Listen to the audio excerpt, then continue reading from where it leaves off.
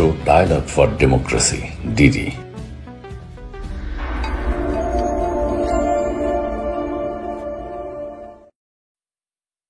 প্রিয় দর্শক, শুভেচ্ছা নিন। আশা করছি আপনারা ভালো আছেন যে যেখানে আছেন। চ্যানেল 16 এর পক্ষ থেকে আপনাদের সবাইকে সাদর আমন্ত্রণ জানাচ্ছি এবং আমাদের আজকের অনুষ্ঠান হচ্ছে ডায়ালগ ফর ডেমোক্রেসি। আমরা জাতীয় এবং আন্তর্জাতিক বিভিন্ন ইস্যু নিয়ে কথা বলে থাকি। আমাদের অতিথি থাকেন, অতিথি তার মূল্যবান বক্তব্য আমাদেরকে প্রদান করেন এবং সেই সাথে দর্শকরাও আমাদের সাথে যুক্ত হন, যারা তারাও সে বিষয়ে নানান মন্তব্য করে থাকেন, সেগুলো নিয়েও আমরা আলোচনা করি। আমাদের দেশে নানাবিধ ঘটনা ঘটছে। 5ই আগস্টের পর থেকে নতুন অন্তর্বর্তীকালীন সরকার এখন দেশ পরিচালনা করছেন। তাদের সফলতা, ব্যর্থতা, তাদের বিভিন্ন সংস্কারমূলক কার্যক্রম নিয়ে আজকে আমরা কথা বলবো। আমাদের সাথে যুক্ত হবেন, আমি যুক্ত করে নেই অতিথিকে, দেন আমি বিষয়গুলো আপনাদের সামনে উচ্চারণ করব। রাশেক রহমান, আওয়ামী লীগ নেতা, তিনি একবার আমাদের অনুষ্ঠানে এসেছিলেন, ভালো টকশো করেন, কথা বলেন। আজকে আমরা তার কথা শুনবো। কেমন আছেন আপনি? জি আছি ভালো। আপনি ভালো আছেন? জি, জি, জি। আমি কিছু বিষয় আপনার সামনে উল্লেখ করি। আপনি যেখান থেকে আপনার ভালো মনে হয় কথা শুরু করবেন, সেটি হচ্ছে কিছুদিন আগ থেকেই শুরু করি। সেটা হচ্ছে আমাদের দেশে অনেকগুলো সংস্কার কমিশন হয়েছে। তারা সেই রিপোর্টগুলো দিয়েছেন মাননীয় প্রধান উপদেষ্টা বরাবর এবং এখন আবার সেগুলো নিয়ে আলোচনা, সমালোচনা বা কিভাবে আরো কার্যকরী করা যায় সে নিয়ে আলোচনা হচ্ছে। এখন আবার নতুন আরেকটি সংস্কার কমিশন হয়েছে, সেটা হচ্ছে জাতীয় ঐক্যমত্য কমিশন এবং সেই কমিশনের সাথে একটা বৈঠকও হয়েছে রাজনৈতিক দলগুলোর সাথে। এছাড়া আছে গত সপ্তাহে যেটা ঘটেছে, ডোনাল্ড ট্রাম্পের সাথে ভারতের প্রধানমন্ত্রী মোদির বৈঠক এবং সেখানে কি আলোচনা হয়েছে সে বিষয়গুলো আপনি যদি টাচ করতে চান করতে পারেন। জাতিসংঘ মানবাধিকার কমিশন একটা রিপোর্ট দিয়েছে, সেই প্রসঙ্গে যদি আপনার কোনো কথা থাকে। বুয়েট ঢাকা বিশ্ববিদ্যালয়ে উত্তেজনা দেখা দিয়েছে। ছাত্রদল, বৈষম্য বিরোধী ছাত্র আন্দোলন অথবা সাধারণ ছাত্রছাত্রীদের এক ধরনের উত্তেজনা চলছে, বিরাজমান সেটি। আর আরেকটি হচ্ছে একেবারে গরম খবর, যেটি রাষ্ট্রপতিকে শহীদ মিনারে যাওয়ার জন্য নিষেধ করা হয়েছে। বিভিন্ন ইস্যু আছে। আপনার কাছেও যদি মনে হয়, বই মেলা চলছে, বই মেলাতেও কিছু ঘটনা ঘটেছে। ইতিমধ্যে আমাদের সাথে অনেকে যুক্ত হয়েছেন। আপনারা যারা যুক্ত হয়েছেন আপনাদের সবাইকে আন্তরিকভাবে ধন্যবাদ জানাচ্ছি এবং সেই সাথে আপনারা লাইভটি যদি একটু শেয়ার করে দেন। আমাদের ইউটিউব লিংক নিশ্চয়ই আছে। আমাদের এই অনুষ্ঠানটি সরাসরি সম্প্রচারিত হচ্ছে আমাদের ইউটিউব চ্যানেল 16 এবং আমাদের ফেসবুক পেজে। আপনারা আশা করছি শেয়ার করে দেবেন এবং আপনাদের মূল্যবান মতামত আমাদেরকে জানাবেন। আমাদের অতিথির সাথে আজকে একজনই, তার সাথে আমরা কথা বলে উম, আপনাদের আলোচনা বা আপনাদের যে কমেন্টস সেগুলোর আমরা জবাব দিতে চেষ্টা করব। আমি একটু সময় নিয়েছি আমাদের কিছু দর্শক মন্ডলী যুক্ত হওয়ার জন্য। একটু বেশি কথা বলছি শুরুতেই। ইতিমধ্যে অনেকেই যুক্ত হয়েছেন। সেই ক্ষেত্রে আমরা আলোচনা শুরু করতে পারি। রাশিক ভাই, আমি বেশ কিছু বিষয় আপনার সামনে উল্লেখ করেছি। আপনি যেখান থেকে শুরু করতে চান করতে পারেন। জি। না, আপনি আমাকে মানে আমার আমার শুরু করার তো ব্যাপার না। ব্যাপারটা হচ্ছে যে আপনার মানে ইউ হ্যাভ টু লিড। এতগুলো টপিক কোথা থেকে বলবো আমি তো আসলে আলাদা করতে পারতেছি না। বাট যেহেতু আপনি দেশের সাথে আপনার একটা সঙ্গে হচ্ছে, আমারও আছে।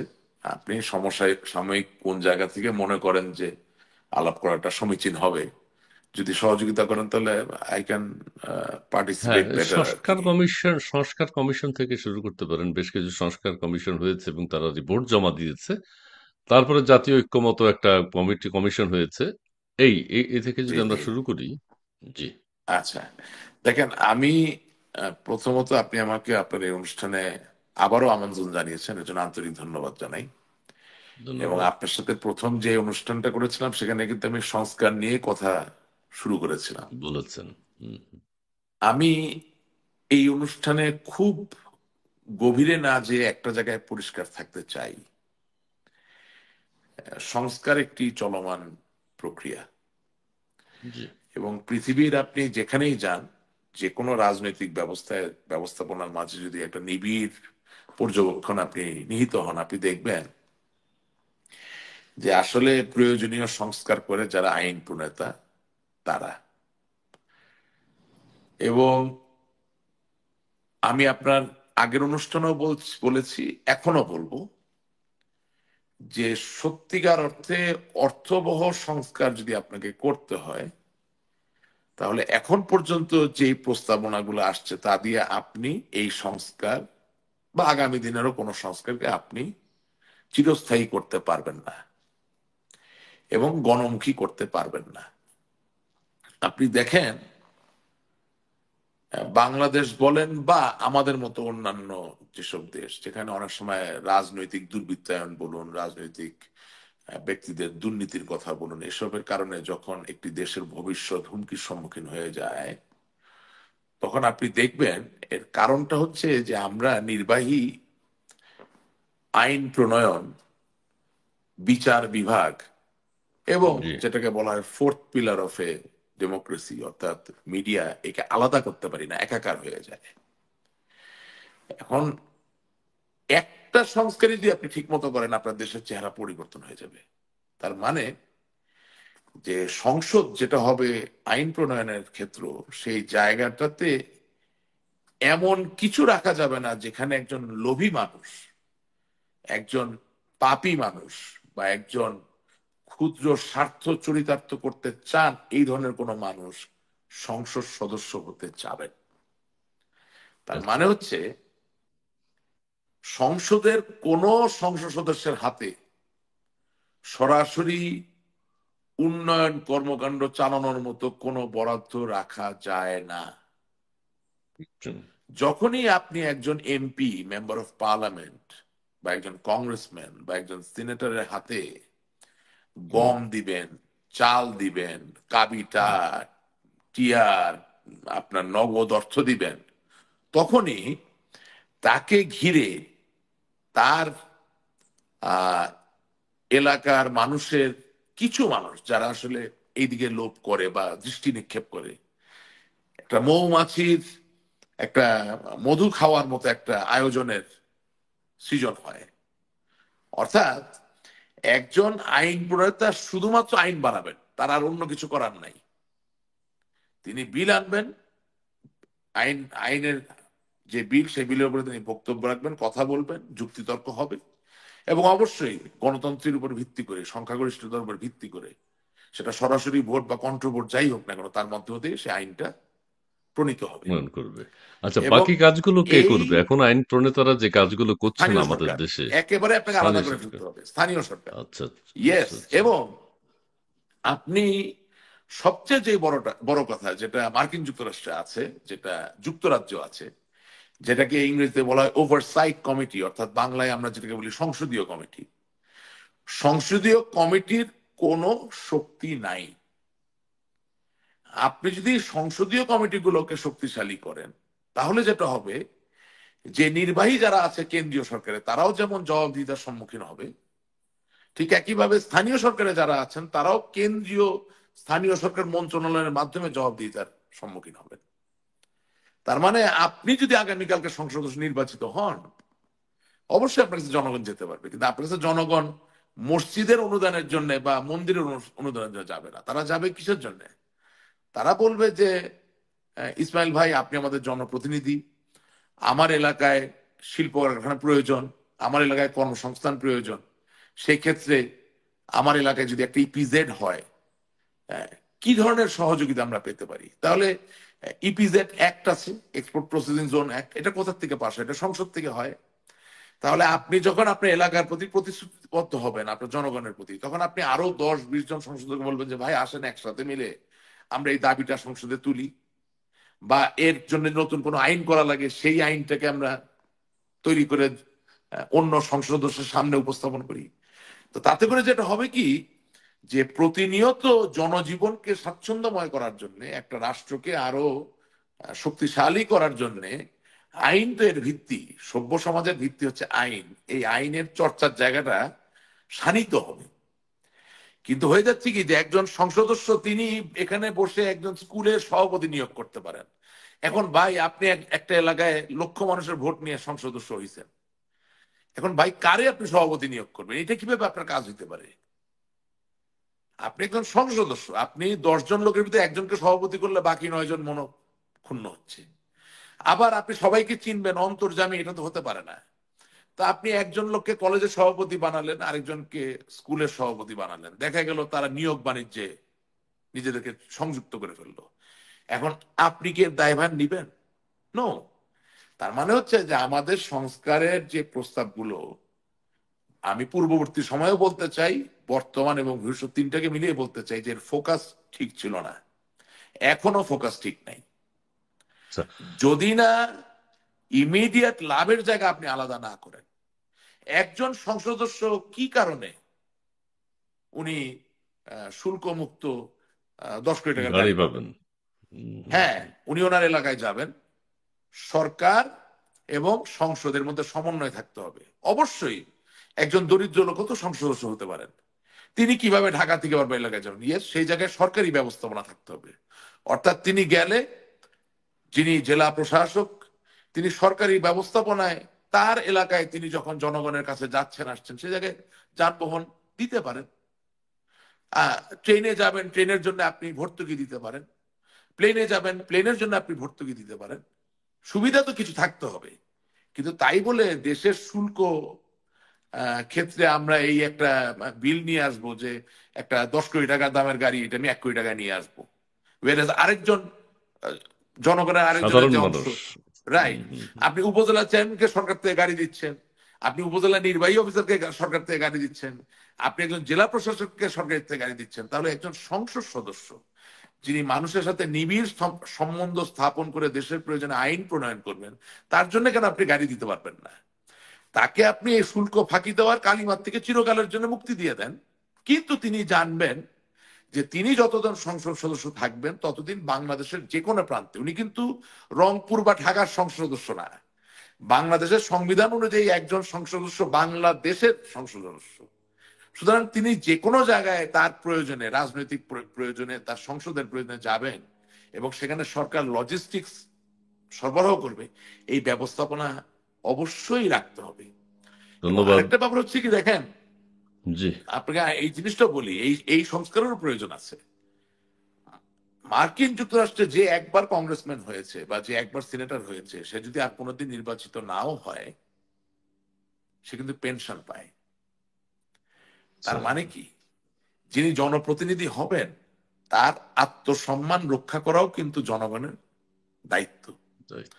অর্থাৎ একজন সরকারি চাকরিজীবী চাকরি শেষে যদি পেনশন পান, মানে চিরকাল উনি সম্মানের সাথে, সততার সাথে চাকরি করেছেন, অসৎ হওয়ার প্রয়োজন নেই, সম্মানের সাথে তিনি গত হবেন পৃথিবী থেকে, এটা যদি বাস্তব হয়, তাহলে যিনি সম্মান নিয়ে জনগণের প্রতিনিধি হলেন, তার জনগণের প্রতিনিধি হওয়ার দিন ক্ষান্ত হওয়ার পর থেকে তিনি আত্মসম্মান নিয়ে বাঁচতে পারবেন কিনা সেটাও দেখা কিন্তু রাষ্ট্রের দায়িত্ব।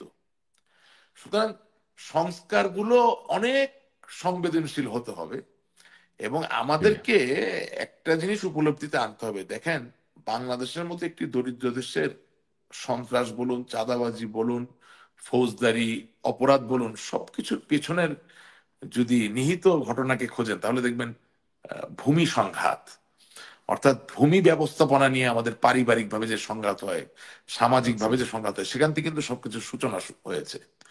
সুতরাং এই যে একটা নিবিড় পর্যবেক্ষণ, এই পর্যবেক্ষণ থেকে সংসদের সংস্কার করবেন, সেটাও তো বিচ্ছিন্ন হবে না। ওকে, আপনাকে ধন্যবাদ। অনেক কথা বলা যাবে, অনেক কথা আপনি বলতে পারবেন, আমরা বুঝতে পারছি। আপনি কি আপনাদের ফোরামে নিশ্চয়ই কথাগুলো তুলেছেন বা আগামীতে তুলবেন, এই ধরনের একটা চিন্তা ভাবনা আছে নিশ্চয়ই আমাদের আপনার? আমাদের এরকম কোনো ফোরাম নাই। আচ্ছা, ঠিক আছে, আমরা সেদিকে আর যাব না। তবে হ্যাঁ, এরকম কথাগুলো এরকম কোন চমৎকার। ফোরাম বাংলাদেশের কোন রাজনৈতিক দলের খোদার খোঁজে নাই। দলের নাই। তবে খুব ভালো লেগেছে। তবে উন্নত দেশগুলোতে কিন্তু হ্যাঁ, আইন প্রণয়নকারীর কিন্তু একজন এমপি বা সংসদ সদস্য যিনি হন, তার কাজই এটা। গম বিতরণ করা তার কাজ নয়, শুল্কমুক্ত গাড়ি পাওয়া তার কাজ নয়, অধিকার নয়। একদমই না, আচ্ছা যাক, এগুলো আমরা একদমই না। বুঝতে পারি। কিন্তু আমাদের এই পরিবর্তনগুলো আনতে হবে, সেগুলো নিয়ে আসলে চিন্তা ভাবনা করা হয়নি কিন্তু। না কিন্তু এই নতুন ইসমাল ভাই, আমি কমিশনেও কিন্তু এটা কেন ভাবেনি। বলছি আপনাকে, ইসমাল ভাই জি, আমি এটা কেন বলছি আপনাকে বলি। সংসদ সদস্যকে যদি আপনি সরাসরি ক্ষমতা প্রয়োগের জায়গা থেকে আলাদা করে ফেলেন না, জি, ইংরেজিতে একটা শব্দ আছে, এটাকে বলে সিনেকিওর। ইংরেজি শব্দ সিনেকিওর, এর মানে হচ্ছে আপনার সম্মান আছে, পদ আছে, প্রোটোকল আছে, কিন্তু সরাসরি কোনো ক্ষমতা নাই। যখন আপনি একজন সংসদ সদস্যকে সম্মান দিবেন, পদ দিবেন, প্রোটোকল দিবেন, কিন্তু সরাসরি ক্ষমতার ভাগ দিবেন না, সরাসরি সামষ্টিক ক্ষমতা তার, তখন কি হবে যে দুষ্টু লোকেরা যারা সংসদ সদস্য হয়ে নিজের আখের গোছাতে চায় তারা এই খেলায় আসতে চাবে না। কারণ 30 কোটি টাকা খরচ করে সংসদ সদস্য হলে আপনি টাকা উদ্ধার করবেন কিভাবে যদি আপনার গম না থাকে, যদি আপনার চাল না থাকে, যদি নগদ টাকা না থাকে, যদি নিয়োগ বাণিজ্য করার মতো স্কুল কলেজে আপনি আহ যদি মানুষকে আহ, সুযোগ না করে প্রোভাইড দিতে পারেন, করতে না তাহলে পারেন, তাহলে হ্যাঁ। তো টাকা তুলতে পারবেন না। সুতরাং হুম। আপনি ওই ধরনের লোক কিন্তু এই খেলায় তখন আসবে না। তখন আসবে না। অপেক্ষাকৃত শিক্ষিত, অপেক্ষাকৃত বিবেকবান মানুষরাই আসার সম্ভাবনা অনেক বেশি বেড়ে যায়। একেবারে শতভাগ হবে তা না, বাট অনেকটাই ভালো হবে। যেমন ধরেন, আমি একজন সংসদ সদস্যের কথা বলতে পারি যে মাইক লাগিয়ে স্কুলের কি বলে যে শিক্ষক নিয়োগের অকশন চালিয়েছে আমাদের সরকারের সময়। এবং আচ্ছা আমি আচ্ছা, আমি আমরা আর আমি না, আমি বলে নিই, এটা আমি রিপোর্টও করেছি, কিন্তু এটা খুব বেশি দূর যায়নি, কারণ এটা চল হয়ে গিয়েছিল। এটা একটা সরকারি আমলের কথা না, এই চিত্র মোটামুটি বহু বছর ধরেই চলতেছে বিভিন্ন দলমত নির্বিশেষে। সুতরাং I hope you understand what I am trying to say. জি, ওকে, ধন্যবাদ আপনাকে। আমরা কিছু আমাদের কয়েকজন দর্শকের, সম্মানিত দর্শক আমাদের সাথে যারা রয়েছেন, তাদের একটু কিছু কথা আমরা শুনি, তারা কি বলছেন। মোহাম্মদ ওসমান গনি শাহ, আহ, জেলকে ভয় করে নেতারা বিদেশে বসে থাকলে কর্মী সমর্থকরা অসহায় আস্থা হারাবে, সবাই ফিরে এসে দুর্বার প্রতিরোধ গড়ে তুলুন। ধন্যবাদ ওসমান গনি আপনাকে। নেক্সট, আমরা রাশেক ভাইয়ের কাছে আমার প্রশ্ন, দেশটা ধ্বংস করার পিছে কি সেনাপ্রধানের হাত আছে? আপনার কাছে কি তথ্য আছে আমাদেরকে একটু জানাবেন। ধন্যবাদ আপনাকে শাকিল এস কে। দিনার ইসলাম, রাশেক ভাই, জননেত্রী শেখ হাসিনার কি এই এখনই দেশে আসা উচিত নয়? কারণ নির্বাচন হয়ে গেলে ওনার দেশে আসা কঠিন হয়ে যাবে। জননেত্রী শেখ হাসিনা ছাড়া আমরা ভালো নেই। ধন্যবাদ দিনার ইসলাম। আরো বলেছেন ইয়াং বেঙ্গল, তিনি লিখেছেন, নেতারা তাদের কর্মীদের মাঠে নামাতে ব্যর্থ হচ্ছেন কেন? প্রশ্ন রাশেক ভাইয়ের কাছে। ধন্যবাদ আপনাকে ইয়াং বেঙ্গল। আমাদের নিয়মিত একজন দর্শক ফারহান ব্লকার, তিনি লিখেছেন, ভাই দেশে এখন জামাত নামে হায়নার হাতে। দেশ এখন জামাত নামের হায়নার হাতে। এই হায়নার হাত থেকে দেশকে উদ্ধার করতে হবে বা কিছু একটা এরকম। ধন্যবাদ মোহাম্মদ আশিকুল ইসলাম, অনেক সুন্দর কথা বলেছেন ভাই। আমাদের রংপুরে অনেক বেকার, আপনার তো অনেক গার্মেন্টস আছে, আপনার অনেক গার্মেন্টস আছে মনে হয় ভাই, আমাদেরকে না, আমার কোনো কর্মসংস্থানের গার্মেন্টস নেই। ব্যবস্থা করে দিলে খুব ভালো হয়। নেই? আমার কোনো গার্মেন্টস আচ্ছা, নেই, উনি আমার চেনেন না। নেক্সট। আচ্ছা, নেক্সট। তিনি লিখেছেন ঘোষ, স্বপন ঘোষ লিখেছেন, আশিক ভাইকে ধন্যবাদ জানাচ্ছি। রাশিক ভাই, রাশেক রহমান, রাশিক ভাই বরাবরই আওয়ামী লীগ নেতা, এমপি, মন্ত্রীদের দুর্নীতির বিরুদ্ধে সোচ্চার ছিলেন। ধন্যবাদ আপনাকে স্বপন ঘোষ।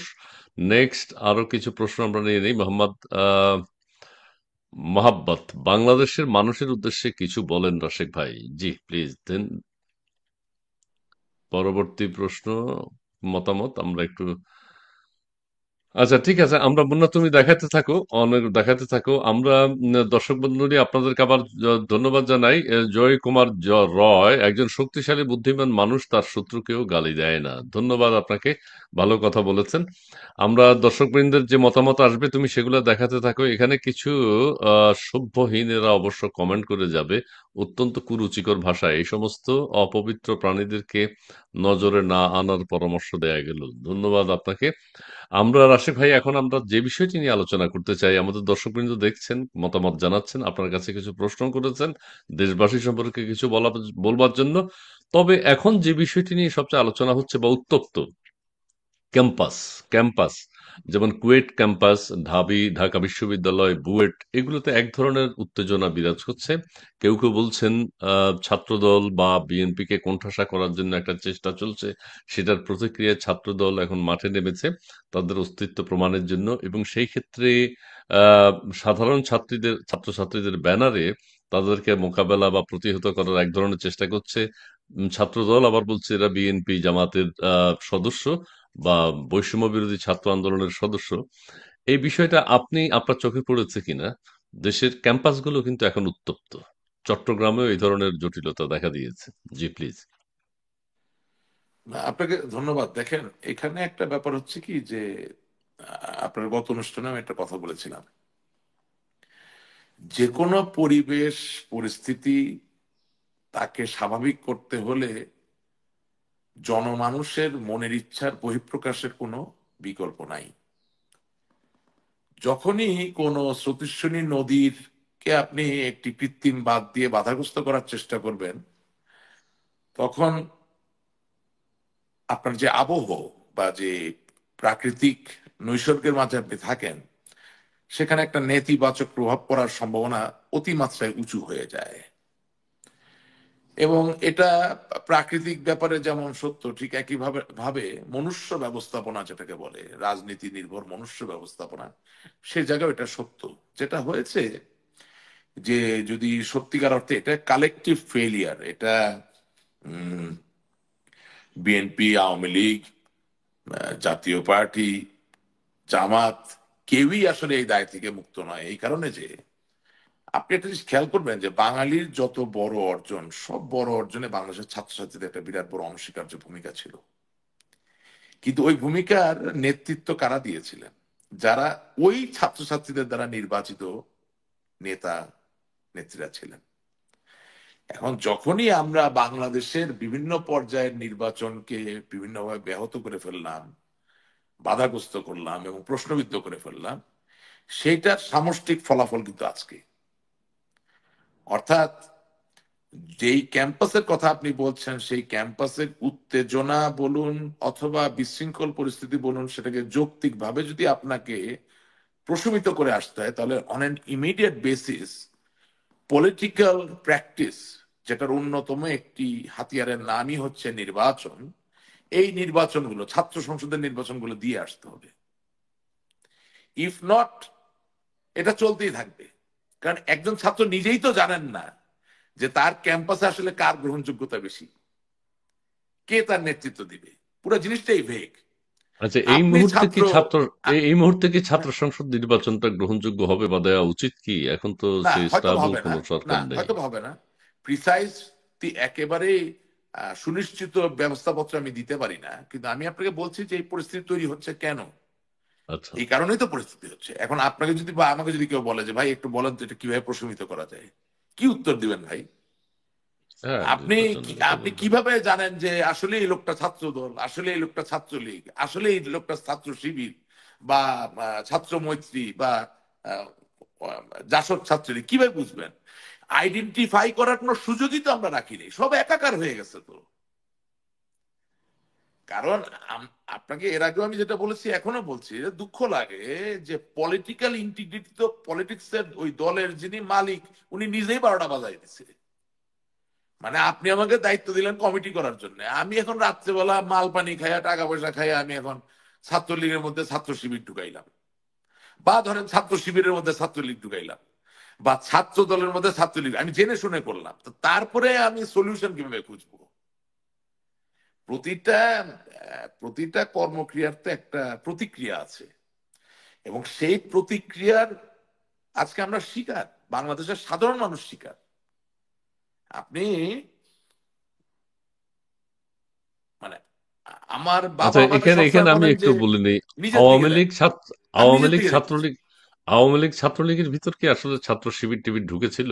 এটা মানে সবাই জানে, এক ধরনের প্রকাশিত সত্য যে বলা হতো যে আওয়ামী লীগের ভিতর, ছাত্রলীগের ভিতর ছাত্র শিবির টিবির ঢুকে গেছে। আপনি একজন ভিতরের মানুষ হিসেবে আপনার উপলব্ধি কি? বিগত দিনগুলোর কথা বলছি। ইসমাইল ভাই, কথাগুলো ভেঙে গেছে, আরেকবার কি বলবেন? ও আচ্ছা, আমি অতীতের কথা একটু বলছি। 5ই আগস্টের আগে বলা হতো ছাত্রদল, ছাত্রলীগ এবং আওয়ামী লীগের মধ্যে জামাত শিবির ঢুকে গেছে, বা আপনি যে কথাটি বলছেন সেটা সত্যতা কতটুকু যে ভিতরে ঢুকে গেছে আসলে? মুন্না, আমার কথা কি শোনা যাচ্ছে না? এখন শুনতে পেয়েছেন? সত্যতা কতটুকু, এটা কি আমার বলার প্রয়োজন আছে? সত্যতা কতটুকু আপনি না, আপনি আমরা জানেন না সত্যতা কতটুকু? না আমরা জানি, কিন্তু আপনাদের ভিতর থেকে কারো মুখ থেকে যদি শুনতে পারি তাহলে তার সত্যতা আরো বেশি না, এটা তো আমাদের ভিতর থেকে বলাই হয়েছে, সোজা ঢুকেছে তো, এটা বাস্তবতা। ঢুকেছে। আচ্ছা, ঠিক হ্যাঁ, আছে। কেন ঢুকবে না? বাংলাদেশের প্রত্যেকটা এলাকায় এটা হয়েছে। শুনেন, আমি আপনাকে সহজে বলি, যখন আপনি নির্বাচন সঠিকভাবে করবেন না, আর যখন আদর্শের চর্চা করবেন না, তখন বিপর্যয় আসবেই। As simple as that. এইসব আচ্ছা। জিনিস নিয়ে হাজার বছর ধরে কোনো তর্ক বিতর্কেরও প্রয়োজন হয় নাই, আগামী দিনেও প্রয়োজন হবে না। আচ্ছা, এবার আমরা অন্য একটা প্রসঙ্গে কি যেতে পারি? এ বিষয়ে আর কিছু বলার আছে আপনার? না না না, আমি আমি আমি শুধু আপনাকে একটা জিনিস বলতে চাচ্ছি যে আমি খুব অপটিমিস্টিক, আমি ইতিবাচক ভাবে বাংলাদেশকে দেখতে চাই। সামনের দিনে যেভাবেই হোক এই সংকটগুলো কেটে যাবে, হ্যাঁ। জি। এবং একজন রাজনীতিবিদের জন্য ক্ষমতায় যাওয়া বা না যাওয়া, এমপি হওয়া, মন্ত্রী হওয়া, পতাকা, these are not important thing. আমাকে তো মানুষকে ভালোবেসে এখানে আসতে হয়েছে। আমি তো ধরেন আমি একটা টেলকো বা টেলিকম কোম্পানিতে চাকরি করব, শিওর বৃত্তির জন্য, খাওয়ার জন্য লাগে, চাকরি করতে হয়, ব্যবসা করতে হয়, কিন্তু রাজনীতি তো আর চাকরি না বা ব্যবসা না। সুতরাং মৌলিক লক্ষ্যটা হচ্ছে মানুষ ভালো আছে কিনা। তো জায়গাটা সহজ, এই আওয়াজটা আমাদের সবাইকে তুলতে হবে দলমত নির্বিশেষে। নির্বাচন নিয়ে আর ফাইজলামি করা যাবে না আগামী দিনে, একদম সহজ ভাষায় বলছি। আর যে যেই দল করেন, যদি সত্যি আপনি আপনার আদর্শে বিশ্বাস করেন, তাহলে আপনার দলের মধ্যে ওই আদর্শিক চর্চার জায়গাটাকে আপনাকে উৎসাহিত করতে হবে। অর্থাৎ রাজনৈতিক দলকে আপনি বেনিয়াপনার জায়গা করতে দিতে পারেন না। শব্দটা হচ্ছে বেনিয়াপনা। হ্যাঁ, দুঃখজনক বিষয় জি। যে যে দুটি সর্ববৃহৎ দল বাংলাদেশের সবচেয়ে বড় দায়িত্বে ছিল, তারা রাজনীতিকে বিএনপি, আওয়ামী লীগ। বেনিয়াপনায় রূপান্তরিত, তারা রাজনীতিকে টোটালি বেনিয়াপনায় পরিণত করেছে। এই জি এম কাদের, হুসেন মোহাম্মদ এরশাদ, জাতীয় পার্টি, তাদের কাছে মানুষের কোনো এক্সপেকটেশন নাই, তারা তো বেনিয়েই ছিল। বাট এই দুটো দলের কাছে এক্সপেকটেশন ছিল। জি। জি। হ্যাঁ, ওকে। আমরা আমাদের সেলিম আহমেদ তিনি লিখেছেন, এই মুহূর্তে ছাত্রলীগকে বাংলাদেশ মিস করছে। ধন্যবাদ আপনাকে। তারপরে লিখেছেন রফিকুল ইসলাম, বর্তমান ছাত্র রাজনীতি নিয়ে কিছু বলেন। হ্যাঁ, কিছুটা বলা হয়েছে। কি এখন কোনো কারণে ছাত্র রাজনীতি নাই, কি এখন কারণে কোনো ছাত্র ছাত্র রাজনীতি রাজনীতির নাই। আজকে এই আপনি, অবস্থা? হ্যাঁ। এখন কোনো ছাত্র রাজনীতি নাই এই কারণে যে কোনো ছাত্র রাজনীতিবিদ কারিকুলামের গুণগত মান কি সেটা নিয়েও কথা বলে না। এই কথা বলছেন না, মারামারি। হ্যাঁ, হুম। স্কুলের টিউশন ফি কি, কলেজের টিউশন ফি কি, বিশ্ববিদ্যালয়ের টিউশন ফি কি সেটা নিয়েও কথা বলে না। শিক্ষকের মান কি সেটা নিয়েও কথা। ছাত্র রাজনীতি আবার কিসের? যে ছাত্র নিয়ে কথা বলেন ওইটা আবার কিসের ছাত্র রাজনীতি? জি। যে আতিকুর রহমান, রাশিক ভাইয়ের কাছে আমার প্রশ্ন, আওয়ামী লীগ সমর্থক যারা তাদেরকে একটা পরামর্শ দিন। আচ্ছা, ধন্যবাদ আপনাকে। পরামর্শ কি আসবে? জাহিদ সাই অফিসিয়াল তিনি লিখেছেন, দলের চেইন অফ কমান্ড ভেঙে গেছে। আমার মনে হয় তৃণমূলের সকলকে কিভাবে ঐক্যবদ্ধ করা যায় সেটা নিয়ে কাজ করা। ধন্যবাদ আপনাকে জাহিদ। আপনাকে আজ মঈনুল হাসান রনি, রাশেক সাহেবকে আওয়ামী লীগের দায়িত্ব দেওয়া উচিত। ধন্যবাদ আপনাকে, অনেক বড় কথা বলছেন। আওয়ামী লীগের দায়িত্বে ইমরান হোসেন, আপনাদের ভবিষ্যৎ পরিকল্পনা কি? ধন্যবাদ ইমরান হোসেন আপনাকে।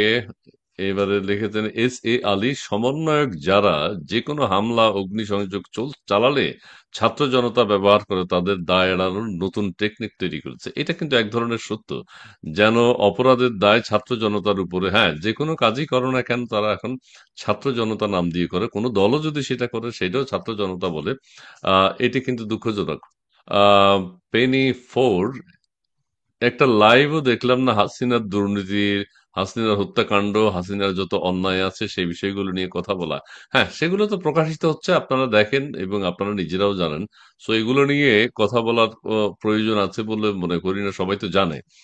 আহ হুসাইন আমিন তিনি লিখেছেন, রাশিক ভাইকে প্রশ্ন, আমরা সবাই একসাথে আপনারা সবাই একসাথে আছেন, আসছেন না কেন? হ্যাঁ, এসে দেখেন আপনাদের পাশে কতজন দাঁড়ায়। ধন্যবাদ আপনাকে।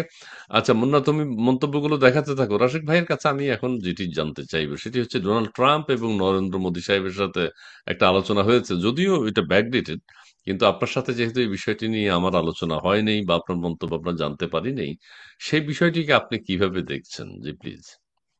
আমি, I am not pleased, I am not happy.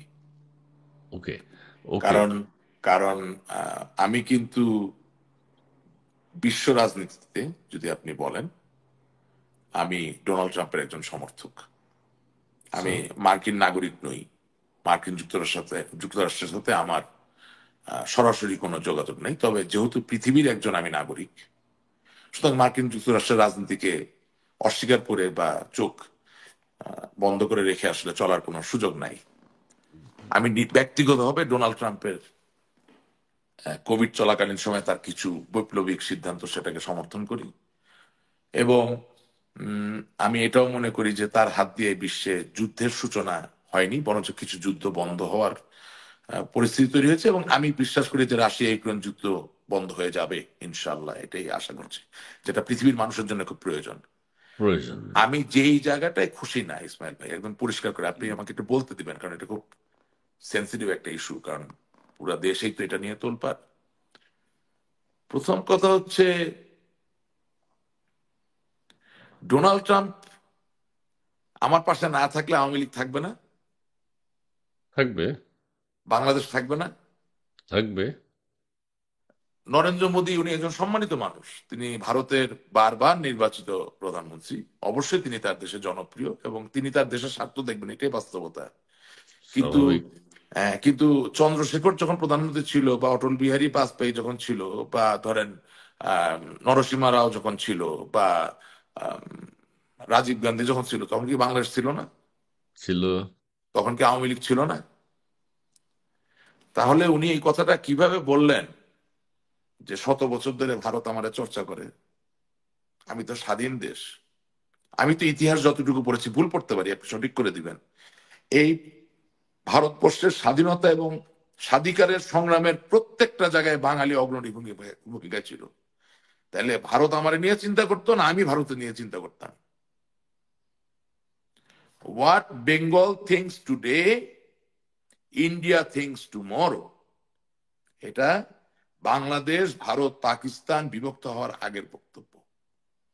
So Bharat আমার সর্ববৃহৎ প্রতিবেশী, তার সাথে সুসম্পর্ক রেখে আমাকে চলতে হবে, এটা বাস্তবতা। এতে কোনো সমস্যা নাই, দুই দেশ দুই দেশকে সহযোগিতা করবে, এটা এটা না হলে আপনি চলতে পারবেন না, এটা বৈশ্বিক পৃথিবী। কিন্তু উনি যে আমার কোলে তুলে দিল না, আর এইটা নিয়ে আমি তালি বাজাইতেছি, এটা কোন আত্মসম্মানের ব্যাপার যে এই ব্যাপারে উনি কথা বলবেন? কেন, আমি কি ভারতের অঙ্গরাজ্য? না, আমি কি একটা অনেকে স্বাধীন সেটা দেশ না? হয়তো বুঝে নাই। ডোনাল্ড ও, ট্রাম্প হচ্ছে ডোনাল্ড সেইভাবে ট্রাম্প কথাটা বুঝেন নাই? বলেছেন। ডোনাল্ড ট্রাম্প আহ, বুঝেন নাই, আমি বুঝতেছি ব্যাপারটা কি তাই? না, না, না, না, না, না, তা না। আমি বলছি অনেকে হয়তো সেটা বুঝতে পারেননি। ডোনাল্ড ট্রাম্পও কেন বলেছেন, শুনেন, উনি ইতিহাসে ক্রাইসিসটা তো ওখানেই পড়েছেন তৈরি হচ্ছে। বলছেন। হ্যাঁ, ডোনাল্ড ট্রাম্প কেন তৈরি বলছেন এটা আমি এখানে বলতে পারি, কিন্তু আমি আজকে অনুষ্ঠানে এসব কথা বলবো না। আমি শুধু আচ্ছা। মানুষকে রিকোয়েস্ট করব যে আমি আওয়ামী লীগ করব, বিএনপি করব, জাতীয় পার্টি করব, কমিউনিস্ট পার্টি করব, সবই করব, বাট দিনের শেষে মনে রাখতে হবে যে মাথাটাকে কিন্তু নিচু করা যাবে না।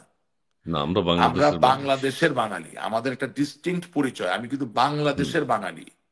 একটা জিনিস মনে রাখবেন, চায়নায় চাইনিজ লোক আছে, সিঙ্গাপুরেও চাইনিজ লোক আছে, মালয়েশিয়াতেও চাইনিজ লোক আছে, আবার কানাডাতেও কিন্তু চাইনিজ লোক আছে, আচ্ছা, মার্কিন আচ্ছা, আচ্ছা, যুক্তরাষ্ট্রে। অনেক। বাট চায়নার চাইনিজ তার নিজের কিন্তু একটা ইতিহাসের ধারাবাহিকতা আছে, অন্যদের আছে। হুম। এবং বাংলাদেশের বাঙালির সবচেয়ে বড় দায়িত্ব পৃথিবীর সব বাঙালির জন্য। সেই জায়গায় আমি এত উল্লসিত হয়ে যাচ্ছি এই কথায় কেন? আমাকে তো আমার রাজনীতি সাজাতে হবে। আপনি যদি মনে করেন রক্তপাত হয়ে থাকে, আপনি যদি মনে করেন কেউ হত্যার শিকার হয়ে থাকে, হয়তোবা আওয়ামী লীগের, অবশ্যই আওয়ামী লীগ অনেক নির্যাতিত হচ্ছেন, আমি সেটা তীব্র প্রতিবাদ করি। কিন্তু ঠিক একই সাথে কোন লোক, তিনি যদি আওয়ামী লীগের না হয়ে অন্য কোনো দলের হন এবং অন্যায় মৃত্যুর আহ সম্মুখীন হন, সেটার কি আমি প্রতিবাদ করব না? অবশ্যই। তো এনি ইন্টারন্যাশনাল স্টেটমেন্ট যেটা আমার ন্যাশনাল ইন্টিগ্রিটিকে প্রশ্নের সম্মুখীন করে, এটা নিয়ে আমি উল্লসিত হতে পারি না। আচ্ছা, এবার আমার অবজারভেশনটা বলি। আমার কাছে মনে হয়েছে যেটি, যে যিনি প্রশ্ন করেছেন, ভারতীয় সাংবাদিক যিনি প্রশ্ন করেছেন, প্রশ্নটাও খুব একটা ভালো হয়নি। ঠিক আছে। ডিপ প্রশ্নটা স্টেটের কোন, প্রশ্নটা উনি আমি ভুল বলি, প্রশ্ন করে ফেলছেন। আমি বলি ওনার প্রশ্নটাও ভালো হয়নি। উনি ডিপ স্টেটের কথা জিজ্ঞেস করেছেন। ডিপ স্টেট সম্পর্কে কেউ কথা বলবে না, কোন রাষ্ট্রপ্রধান সেটা বলতে পারে না ভূমিকা আছে কোন না, দেশের। এটা ওইটা রাষ্ট্রপ্রধান আবার আমি আপনার থাকলেও সাথে, স্বীকার করতে পারবে না আমি আপনার সাথে ওটা একমত না। না, থাকলেও স্বীকার করবে যে আমাদের ডিপ না, স্টেটের হ্যাঁ ভূমিকা করবে। ছিল, এটা আমি কি আমি বলবে? আপনাকে বলছি কেন, আমি বলেন, বলছি, বলেন। আমি দায়িত্ব নিয়ে কথা বলি। কারণ হচ্ছে যে ডোনাল্ড ট্রাম্প তার প্রথমবার যে নির্বাচনে তিনি নির্বাচিত হন, সেই সময় থেকে এখন পর্যন্ত যতগুলো বক্তব্য তিনি দিয়েছেন, নিবিড় ভাবে যদি আপনি শোনেন, তিনি একদম পরিষ্কার ভাবে সিআইএ, ন্যাশনাল সিকিউরিটি ইন্টেলিজেন্স এবং অন্যান্য যে এজেন্সিগুলো যারা ডিপ স্টেটকে ব্যবহার করে, তার বিরুদ্ধচারণ করেই কথা বলে গেছেন। তিনি বারবার বলছেন যে আমেরিকাকে যদি আবার গ্রেট বানাতে হয়, তাহলে ডিপ স্টেটের চর্চা আমাদেরকে রহিত করতে হবে। Because we have to worry about our selves. কোন দেশে কে রাষ্ট্রপতি হবে, প্রধানমন্ত্রী হবে, কি হবে, this is not our issue. ওই দেশের মানুষ যাকে রাষ্ট্রপতি বা প্রধানমন্ত্রী বানাবেন তার সাথে আমি বাহ্যিকভাবে সরাসরি নেগোসিয়েশন যেটাকে বলে, সরাসরি আমি আলাপ আলাপ আলোচনা করে মার্কিন যুক্তরাষ্ট্রের মানুষের জন্য যেটা সবচেয়ে ভালো হবে সেই ব্যাপারটাকে আমি নিশ্চিত করবো।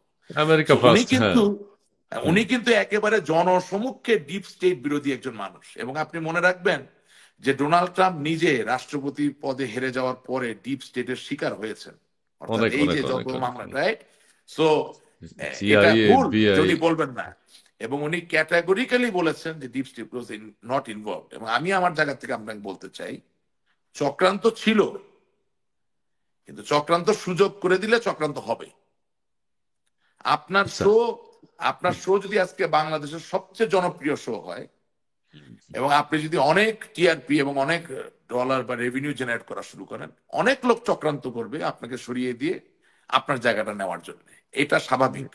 চক্রান্ত অপ্রাকৃতিক কিছু নয়। কিন্তু তবে অল আমি আই এম যে ট্রাইং জায়গা টু থেকে say, all I am trying to say যে কিছু ন্যারেটিভ সাধারণের জন্য না। আমি এর আগেও একটা অনুষ্ঠানে বলেছি, আপনার একজন কলিগের অনুষ্ঠানে, যে বিদেশ এর সাথে যে সুসম্পর্ক, এটা চায়ের দোকানে আলাপ করার জিনিস নয়। এটা পর্দার আড়ালে যিনি জাহাজের নাবিক তিনি সে ব্যবস্থা করবেন। আমি কেন এত বিদেশ নির্ভরতা নিয়ে গল্প করব? আচ্ছা, এই যে আপনার এবার আপনি আপনি দেখেন মানুষের মন পড়েন, তারা কি বলতেছে? তারা বলতেছে নেতা কর্মীকে সংঘবদ্ধ করুন, সংগঠিত করুন। তারা কি বলতেছে? জনগণের পাশে দাঁড়ান। তারা কি বলতেছে? ফিরে আসেন। তারা কি বলতেছে? যে জনগণের ভিতরে আস্থা তৈরি করেন। আপনি এখানে কোথাও দেখছেন নরেন্দ্র মোদীজি বা ডোনাল্ড ট্রাম্পের না কোনো না আলাপ? না এটা হচ্ছে পিপলস পালস। আপনি সব আলাপ কেন পাবলিকলি করবেন? আপনি 6 মাস ধরে কিছু লোক এমন একটা ন্যারেটিভ তুলছে যে বারবার কোনো বিদেশি শাসক কথা বললে আমরা হা করে তাকায় থাকি। আমার না দেশ, তবে আমি আমার মানুষের লাল রক্তের কোনো মূল্য নাই। এটা কি? ওকে, আমি একটু বলি, এখানে আওয়ামী লীগের গুরুত্বপূর্ণ কেউ আসলে এই আমার মনে হয় এটা নিয়ে উচ্ছ্বসিত হয়েছে বলে আমার মনে হয় না। এটা একটা সেটা ধোয়া তুলেছে। আপনি জানেন, আরে আমি তো জানি না। হ্যাঁ, না না, আমি আমি আমি আমি আমি জানি আমি না, বলছি, আমি আমি জানি না, বলছি, এটা আপনি জানেন, এটা আমি আপনি বলছি জানেন। কিন্তু আমি আমার আপত্তির জায়গাটা বললাম। আমি ডোনাল্ড ট্রাম্প, আমরাও তো অনেক বড় মানুষ, ঠিকই বলছেন, রাষ্ট্রপতি, তার ধারে কাছে তো আর আমি নাই। কিন্তু তাই বলে নিজেকে আমি আবার অত ছোট মনে করি? আমি মনে করি আমার মতামতের মূল্য আছে। যদি আল্লাহ আমারে সুযোগ দিত আমি ডোনাল্ড ট্রাম্পকেই বলতাম যে ভাই আপনি আমারে কোলে তুলে দিলেন কিভাবে? আপনি একটা 36 কোটি মানুষের গণতান্ত্রিক দেশের একজন নির্বাচিত বৈপ্লবিক রাষ্ট্রপতি বলি, কারণ কিভাবে ফিরে আসতে হয় এই বয়সে আপনি দেখাই দিচ্ছেন মানুষকে। হুম যে হুম ইচ্ছা হুম থাকলে হুম। উপায় হয়। It's something to learn, you know, and you are very intelligent person. আপনি, আমার একটা ঐতিহ্যময় দেশ, আমার এত সমৃদ্ধ একটা ইতিহাস, এত রক্তের মধ্যে দিয়ে আমি আমার নিজের অবস্থান তৈরি করেছি এবং এখনো আমরা করছি। আপনি আমার কোলে তুলে দিলেন কেন? আচ্ছা, আপনি এবার শুধু আমি বলতেন, শেষ। আপনি হুম। শুধু বলতেন যে বাংলাদেশে আমি চাই গণতন্ত্র প্রতিষ্ঠিত হোক, এটুকু ফিরে, বললেও তো রাইট কাজ হতো। রাইট। ওইটা ছিল খুব ডিপ্লোম্যাটিক কথা ছিল। আচ্ছা, হ্যাঁ, আমি আর যেটা শত বলতে চাই বছর যে, ধরে ভারত আমার চর্চা করে মানে ভাই। আচ্ছা, উনি 200 বছর, শত শত বছর, আচ্ছা ঠিক আছে, আমি একটু বলি সেটি হচ্ছে আমার কাছে মনে হয়েছে যিনি প্রশ্নকর্তা তার প্রশ্নটাও ভালো হয়নি, ডিপ্লোম্যাটিক হয়নি। একজন ওনারে যে রাষ্ট্রপ্রধানকে কিভাবে শিখাইতেছে উনি ভালো মতো শিখাইতে পারেন নাই। না, আমি আমি আমি এইসব আমি শেষ এইসব কর প্রশ্নকর্তা শুনেন, ওই প্রভাস আমিন, নাম ধরে বলতেছি, প্রভাস আমিন গণভবনের নেত্রীকে একটা প্রশ্ন করছিল না? ওই প্রশ্নের কারণে তো এই পরিস্থিতি তৈরি হয়েছে। কিছু কিছু উম, সাংবাদিক আছে, এগুলাকে, এক্সকিউজ মাই ল্যাঙ্গুয়েজ, পোত পাকনা সাংবাদিক আছে। ওই লোকটাও তাই। আচ্ছা, এখন আমি They শেষ don't know করি, what আমি to হলো, ask, when to ask, where to ask, and whom to ask. আচ্ছা, This is the reality. আ- আমি শেষ করি এবার। আমার কাছে যিনি প্রশ্নকর্তা তিনিও ভালো প্রশ্ন করতে পারেননি, ডিপ্লোম্যাটিক প্রশ্ন হয়নি। যিনি রাষ্ট্রপতি ছিলেন, প্রেসিডেন্ট ছিলেন, তিনিও প্রশ্নটা ওইভাবে উত্তরটা ক্লিয়ার করে কোনোভাবে উনি দেননি। ওনার জায়গায় ক্লিয়ার, অসম্পূর্ণ। আমি বেশি আর এটা নিয়ে কথা বলতে চাই না। উনি না একদম না না সঠিক না উত্তর দিয়ে দিচ্ছে, আমেরিকার না, প্রেসিডেন্ট। আর হচ্ছে যে যিনি ভারতের প্রধানমন্ত্রী তিনিও সেই প্রশ্নের উত্তরের কোনো কিছু শোনেন, ব্যাখ্যা আমি করেননি। আমি আপনাকে একটা কথা শুধু বলতে চাই, মাননীয় নরেন্দ্র মোদী, এটা নিয়ে জটিলতা তৈরি হয়েছে, জি। ভারতের প্রধানমন্ত্রী, এবং ডোনাল্ড ট্রাম্প মাননীয় রাষ্ট্রপতি, মাননীয়, দুজনের কাছে একটাই ব্রিফ আছে, একটাই ব্রিফ আছে, শুনে নেন আমার কাছ থেকে। সেটা হচ্ছে জনমানুষকে সংঘবদ্ধ করা ছাড়া কোনো উপায় নেই। শুনে রাখেন আমার কাছ থেকে। ব্যাস, ঠিক আছে। ঠিক আছে, ওকে। আমরা আমেরিকা থেকে এবার অন্যদিকে যাই। মার্কিন যুক্তরাষ্ট্র ডোনাল্ড ট্রাম্প, তবে ডোনাল্ড ট্রাম্পের কথা যেটি বলেছেন আপনি, যে হ্যাঁ, বিগত সেশনে উনি যখন নির্বাচিত হয়েছিলেন, সব শাসন সময়। ক্ষমতায় ছিলেন 4 বছর, সারা পৃথিবীতে নতুন করে কোথাও তিনি যুদ্ধ শুরু করেননি। এবং তার বরং এবারের যুদ্ধ, যে ইনঅগ্রাল বক্তৃতা শপথের পরে শুনবেন, টোটালি ডিপ স্টেটের বিরুদ্ধে। আচ্ছা, তারপরে আফগানিস্তান থেকে সৈন্য প্রত্যাহার করেছেন, ইরাক থেকে সৈন্য প্রত্যাহার করেছেন, সিরিয়ার ব্যাপারেও বেশ কিছু সিদ্ধান্ত তিনি নিয়েছেন। এবং সেগুলো আমরা দেখেছি। ইসমাইল ভাই, আমি সরি একটু, যদি উনি ডিপ স্টেটের কথা সরাসরি না বলেন তাহলে উনি সরাসরি ইউএসএইড বাতিল করবেন কিভাবে? ওনার নৈতিকতা নিয়ে তো আপনি প্রশ্ন তুলতে পারবেন না।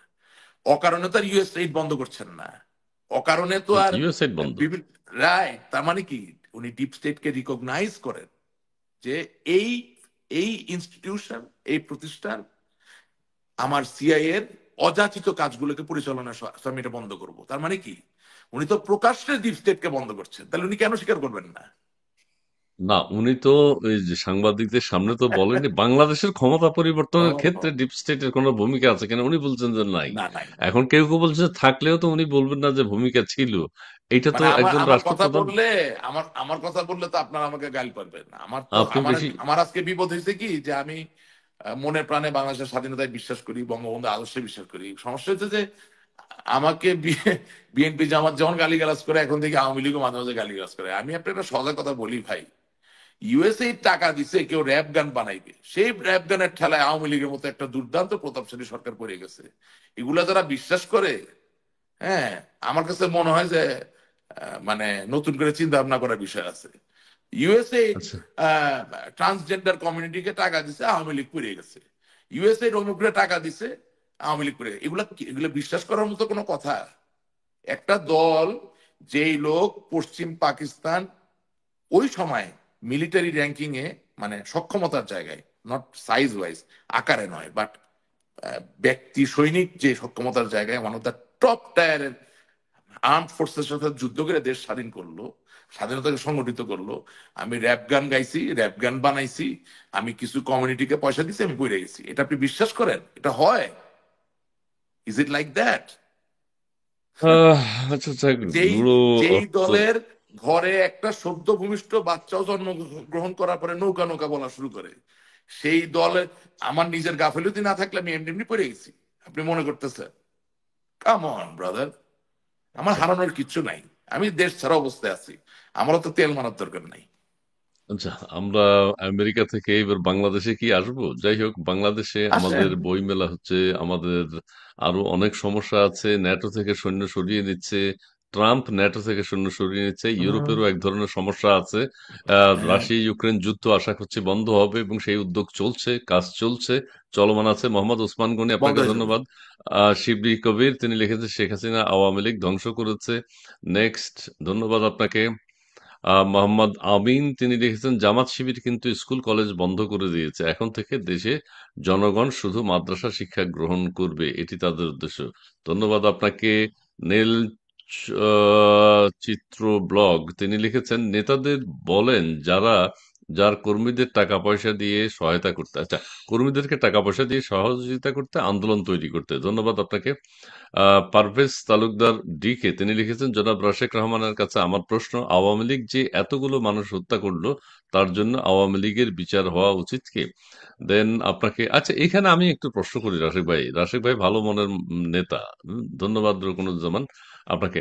আমি রাশিক ভাই ভালো লোক, সবাই তো আপনার প্রশংসা করছে দেখি, এটা কি রে ভাই? ভাই, আমিও আছি, ওনার মতো ব্যক্তিত্বকে মন্ত্রী করা উচিত ছিল। সব চোরদেরকে মন্ত্রী করে আজ না, আমি দলের এই খুব ভালো অবস্থা। আছি, আমাকে মন্ত্রী না করে আমি আল্লাহর কাছে প্রতিদিন শুকরিয়া আদায় করি। হ্যাঁ হ্যাঁ, আমার মনে হয় মন্ত্রী করলে একই ইয়ের না, কাতারে চলে যেখানে যেতেন নাকি? যেখানে মতামত প্রকাশ করা যাবে না, সাহসী কোনো ভূমিকা রাখা যাবে না, সেখানে মন্ত্রী হওয়ার আমার দরকার নেই।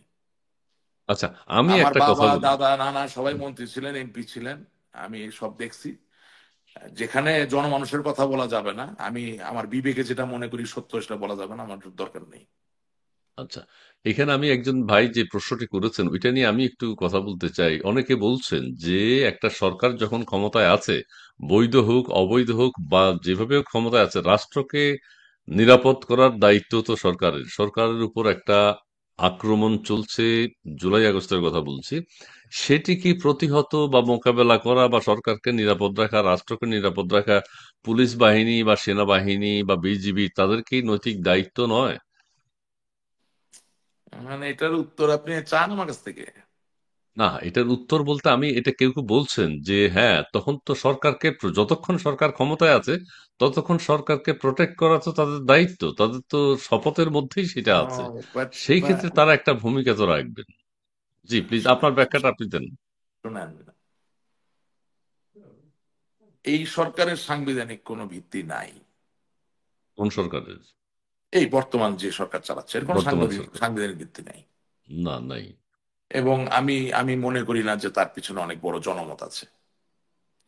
এবং আপনার অনুষ্ঠানে আমি এর আগেও বলেছি যে আমি বিদেশে থাকি বা যেখানেই নিজেকে নিরাপদ রাখার চেষ্টা করি, আমার দেশে ফিরতে কোনো অসুবিধা নাই, যত মামলাই আমার নামে থাকুক, গায়েবান আমার। কারণ যদি আমি মনে করি যে আদালতে আমি সসম্মানে নিরাপদে দাঁড়াতে পারবো, যদি আমি মনে করি যে আমার আইনজীবী আমার জন্য নিরাপদে দাঁড়াতে পারবে, আক্রমণের শিকার হবে না, যদি আমি মনে করি যে আমাকে জামিন দেওয়ার আগে জেলে প্রেরণ করলেন, জেলে রাতের অন্ধকারে আমাকে আক্রমণ করা হবে না, হ্যাঁ, এবং আমি জামিন পেতে পারি বা সুবিচার পেতে পারি, তাহলে আমি অবশ্যই ফিরে যাব।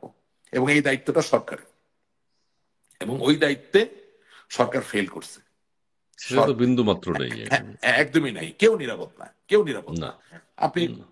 পৃথিবীর সবচেয়ে, আমি আমি এটাও বলেছি, দেখেন, যুদ্ধ অপরাধের যে বিচার আমরা করেছি সেখানে মতিউর রহমান নিজামী, আলী হাসান মুজাহিদ, মীর কাসেম আলী, সালাউদ্দিন কাদের চৌধুরী সাহেব, কামরুজ্জামান সাহেব, হ্যাঁ, সবাই কিন্তু বিচারের সম্মুখীন হয়েছেন, কিন্তু কোনো ভিডিও ফুটেজ আপনি দেখাতে পারবেন না যে কোনোদিন তারা আদালতে আসার সময় তাদের উপর একটা আক্রমণ বা এমনকি ঢিল ছুটছে অশ্রাব্য কেউ? ভাষায় কোনো গালি দেওয়ার সুযোগ ছিল। নিশ্চিদ্র নিরাপত্তার মধ্যে দিয়ে তারা এসেছেন। এবং তাদের যারা আইনজীবী ছিলেন তারাও কিন্তু একেবারেই নিশ্চিদ্র নিরাপত্তার মধ্যে দিয়ে খুবই আহ নিরাপদ বোধ করেই তাদের জন্য পক্ষ সমর্থন করার সুযোগ পেয়েছেন। এখন বিচারে রায় হয়েছে, তাদের শাস্তি হয়েছে, বিচারে তো আমারও রায় হতে পারে, আমারও শাস্তি হতে পারে। কিন্তু আমি যদি বুঝি যে আপনি আমাকে খুঁচিয়ে খুঁচিয়ে মারবেন না বা আপনি আমাকে ব্যথা দিয়ে মারবেন না, সেই বিচারে আমি সম্মুখীন হতে পারি ভাই, এটাই সভ্য ব্যাপার। সেই জায়গায় the government has failed totally. But আমি আবারও বলতেছি যে আয়নায় তো নিজেকে দেখতে হবে। এই সরকারের স্টিয়ারিং আসলে কার হাতে? একজনের হাতে না, এই সরকারের স্টিয়ারিং বহু লোকের হাতে, বিভিন্ন সরকারের স্টিয়ারিং বহু লোকের হাতে, বিভিন্ন ক্ষেত্রে। এখন সামরিক বাহিনীর যারা আছেন, ধরেন যাদের হাতে ম্যাজিস্ট্রেসি পাওয়ার, তাদের যারা সর্বোচ্চ পর্যায়ে নেতৃত্বের জায়গায় আছেন, তারা কখন নিয়োগপ্রাপ্ত হয়েছেন আপনাকে এটা বিচারে নিতে হবে। হ্যাঁ, আপনি মনে করেন অধিকাংশ তো পুলিশকে, এখন নেই, অধিকাংশ তো এখন নেই। না না, দ্যাটস নট কারেক্ট। আমি বলেছি সর্বোচ্চ পর্যায়ে, আমি অধিকাংশ তো আমি কি অধিকাংশ নাই। বাংলাদেশ সেনাবাহিনীর সংখ্যা যদি 2.5 লক্ষ হয়, তাহলে কি এখন সংখ্যা কমে 2,10,000 হয়েছে? তা তো না। না, বিচার ও, বিভাগের কথা বলছি, বিচার বিভাগ। না না না, বিচার বিভাগে অধিকাংশ নাই, সে আমি তো বিচার বিভাগে যাই নাই, আমি বলছি নিরাপত্তা আচ্ছা, দেওয়ার জায়গায়। আচ্ছা, বিচারক তো নিরাপত্তা। আর এজলাস থেকে উঠে এসে আপনাকে কর্ডন করে নিরাপত্তা দিবে না। হ্যাঁ, আচ্ছা, সেনাবাহিনী তো যাদের নিরাপত্তা হাতে, দেবেন, এটা তো শুনেন, পুলিশের যাদের দায়িত্ব। হাতে ম্যাজিস্ট্রেসি ক্ষমতা আছে তারা আপনাকে নিরাপত্তা বিধান করবে। আমি বলতে চাচ্ছি যে এখানে যারা বর্তমানে নিয়োগপ্রাপ্ত তাদের যেমন অবহেলা আছে, যারা পূর্ববর্তীতে নিয়োগপ্রাপ্ত হয়েছিলেন তাদেরও অবহেলা আছে। এখন ভাই এটার সলিউশন আমার কাছে নাই, কারণ এটার একটাই সলিউশন, এটা ডেমোক্রেটিক সলিউশন। মানে জনগণের অংশগ্রহণ, জনগণের প্রতিবাদ, জনগণের প্রতিরোধ, জনগণের ইচ্ছার বহিঃপ্রকাশ তীব্রভাবে না ঘটলে এই পরিস্থিতির কোনো পরিবর্তন হবে বলে আমি মনে করি না। আচ্ছা, যাই হোক, আদালতের বিষয়টি আপনি যেটা উল্লেখ করেছেন যথাযথ হয়েছে, অতীতের কথাও আপনি বলেছেন, হ্যাঁ, আদালতে এখন আদালতের নিরাপত্তাহীনতায় ব্যাপারেও চরম। বাংলাদেশের জনগণকে বলতে হবে যে হ্যাঁ। আদালত প্রাঙ্গণ অবশ্যই নিরাপদ হতে হবে একজন অভিযুক্ত ব্যক্তির জন্য। না, এখন সবাই তো বলছে কোন নিরাপত্তার বিধান তো কেউ কেউ, পুলিশের সামনেই না তো না ঘুষি ভাই, মারা ভাই, হচ্ছে তাহলে। ভাই, একটা সোশ্যাল মিডিয়ার টক শোতে মতামত এক্সপ্রেস করার জনগণ হাতে হাত ধরে রাস্তায় নেমে আসলে তো পার্থক্য আছে। এই অনৈতিকতার জন্য রাস্তায় নেমে আসতে হবে, এটারও তো কোনো কারণ, এটা তো না, দেখছে সেটা সারা নাই। পৃথিবীর হ্যাঁ, মানুষ, যে সেটা নাই। প্রকাশ্যে হচ্ছে। যদি আপনি ওই ধরনের বিবেকবান মানুষ নিয়ে কাজ করেন তাহলে দরকার নাই, তাহলে দরকার হতো না, হ্যাঁ, কিন্তু সেটা তো হচ্ছে না। সেটাই, এই জন্য বিবেকবান মানুষ বললাম, তো নেই। আমি এই জন্য বলছি যে নিরাপত্তা আপনি দিতে পারেন, আবার মুন্নাও দিতে পারে, দুজনের কাছে ভাগাভাগি করা দায়িত্ব। এখন আপনি দিচ্ছেন না, মুন্না দিচ্ছে, সিস্টেমটা তো কাজ করবে না। আমি তো একটু ইঙ্গিত করে আসছি, যেখানে কিছু লোক আছেন যারা পূর্ববর্তী সময় থেকেই ক্ষমতার প্রাপ্ত, যারা নিরাপত্তা দিতে পারে। এখন উনি হয়তো বা দিতে চাচ্ছেন, আবার নতুন যিনি আসছেন তিনি দিতে চাচ্ছেন না। এই যে সংঘাত, এই জায়গায় গিয়ে আমরা অসহায় হয়ে যাচ্ছি। আবার যিনি এসেছেন নতুন, তিনি হয়তো বা নিরাপত্তা দিতে চান, কিন্তু যিনি আগের থেকে ছিলেন তিনি আবার দিতে চান না, কারণ ভিতরে ভিতরে কি আছে আমি তো জানি না, কোথায় কোন আঘাত করছে আই ডোন্ট নো। তখন তো একটা প্রক্রিয়াগত সংঘাত তৈরি হচ্ছে। আপনি যত সরল ভাবে বলার চেষ্টা করতেছেন, ব্যাপারটা তো অত সরল না। সরল না। এবং এখন আবার এটাও এটাও শুনেছি বাস্তবতা। যে যে জামিন হ্যাঁ, বিজনেস এখন খুব ভালো চলছে, বহু লক্ষ কোটি টাকা আইনজীবীরা অনেকে ইনকাম করছে, এখন যারা দাপটে আছেন আর কি। হ্যাঁ, কাকে জামিন দিবেন কাকে দেবেন না সেটারও সিদ্ধান্ত তারা নিচ্ছেন, এবং টাকার পরিমাণ অনুযায়ী জামিন দেয়া হচ্ছে, এটা জনশ্রুতি না, আছে। আমি ঠিক ওটা ওটা ওটা ওটা সম্পূর্ণভাবে সঠিক নয়। কারণ কারণ যেই ধরনের গ্রেপ্তার গণমাধ্যমের সংবাদের খোরাক হচ্ছে, সেই ধরনের কোনো গ্রেপ্তার জামিন পায় নাই।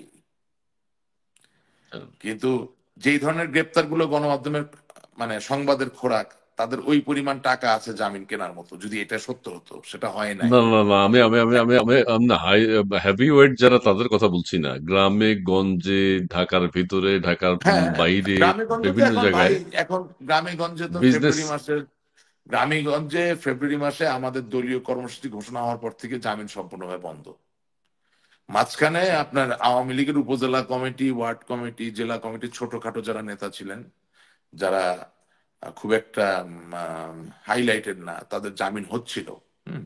আমি তো দূরে আছি, সব কথা আমি হিয়ার্স এর উপর ভিত্তি করে কথা বলতে পারি না। আমি I don't want to accuse everyone. হ্যাঁ, আপনি মানে আদর্শিক পৃথিবী যদি চিন্তা করেন, তাহলে তো আইনজীবী নিয়োগেই কোনো টাকা লাগার কথা না।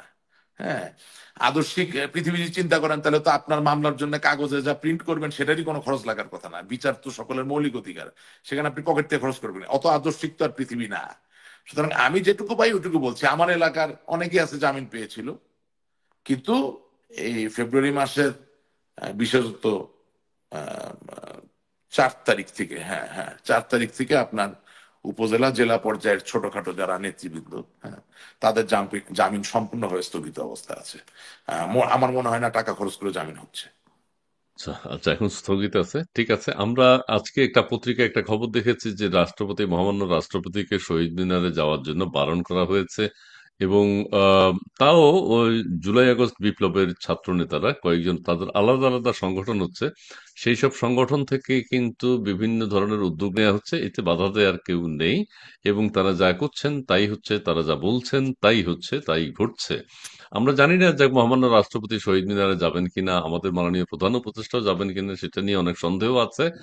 যাই হোক, এই বিষয়টি নিয়ে আপনার কাছে আমি কোনো মন্তব্য শুনতে চাই না। এখন আমাদের অনেক দর্শক প্রশ্ন করেছেন বা মন্তব্য করেছেন যে আওয়ামী লীগের এই যে রাষ্ট্রপতিকে শহীদ মিনারে না যাওয়ার আহ্বান, ঠিক আছে, এটা হলো কালবেলা পত্রিকা, পত্রিকায় অলরেডি এসছে। এখন এই ধরনের, এটাও এক ধরনের হুমকি। এখন এগুলোও আমাদের যে ম্যাজিস্ট্রেসি পাওয়ার এখন যাদের হাতে রয়েছেন, তাদের কোনো উদ্যোগ কিন্তু এখন জনসমক্ষে আসছে না। একটা জিনিস শুধু দেখা যাচ্ছে, সেটি হচ্ছে অপারেশন যে ডেভিল হান্ট হচ্ছে, সেখানে কিছু কার্যকর ভূমিকা তাদের দেখা যাচ্ছে, কিন্তু এইসব যে মব বা শৃঙ্খলতা বিরাজ করছে, হুমকি ধমকি চলছে, এগুলোর ব্যাপারে তাদের কোনো ভূমিকা নেই। আপনার কাছে আমার শেষ প্রশ্ন হচ্ছে যেটি, সেটি হচ্ছে আওয়ামী লীগ এখন কিভাবে ঘুরে দাঁড়াবে সেই বিষয়ে আপনার কোনো পরামর্শ আছে কিনা? দীর্ঘদিন যেহেতু আপনি আওয়ামী লীগে ছিলেন, এখনো আছেন, ছিলাম, সেই ক্ষেত্রে আমি কোনো, এখন থাকবো, কারণ আওয়ামী লীগকে ছেড়ে দিলাম নাকি?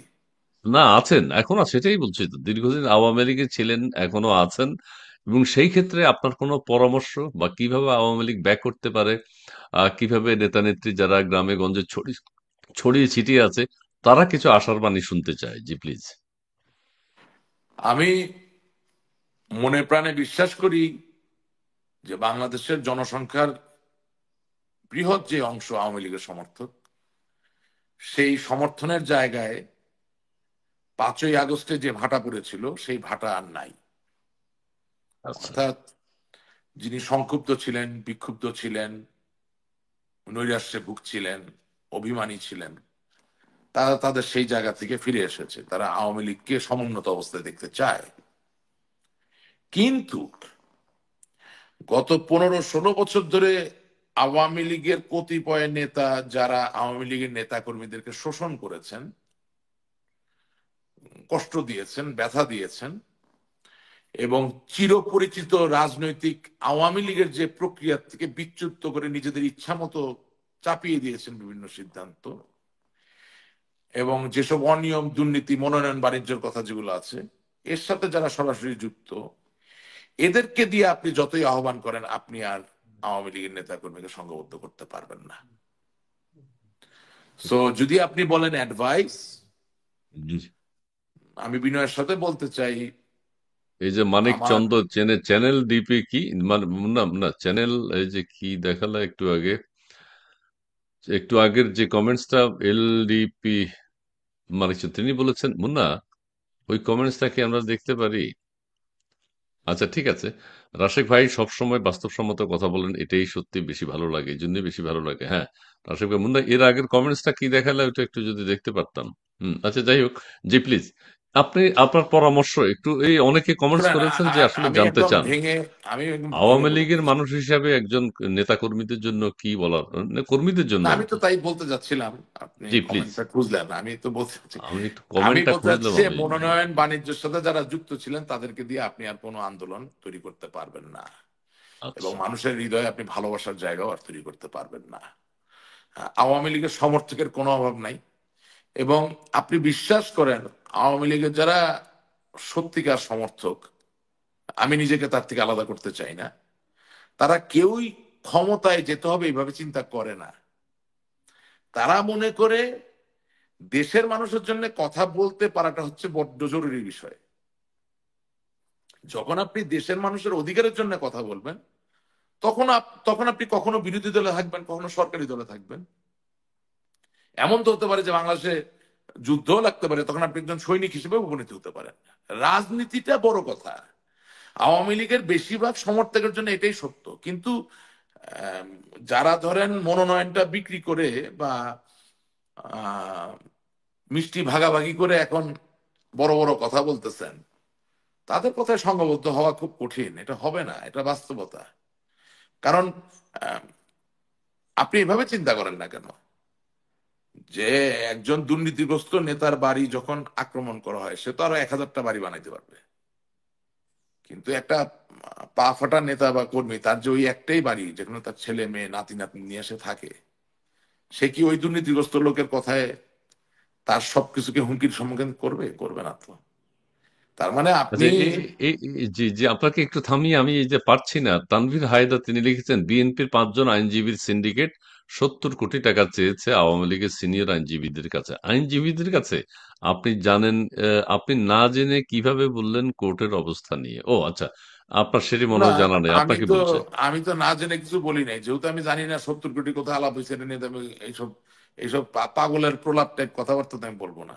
হ্যাঁ, আচ্ছা আইনজীবীরা তো আচ্ছা আচ্ছা বাংলাদেশে আইন ব্যবস্থায় তো দুর্নীতি আছে, সেটা তো আমি একবার অস্বীকার করি নাই।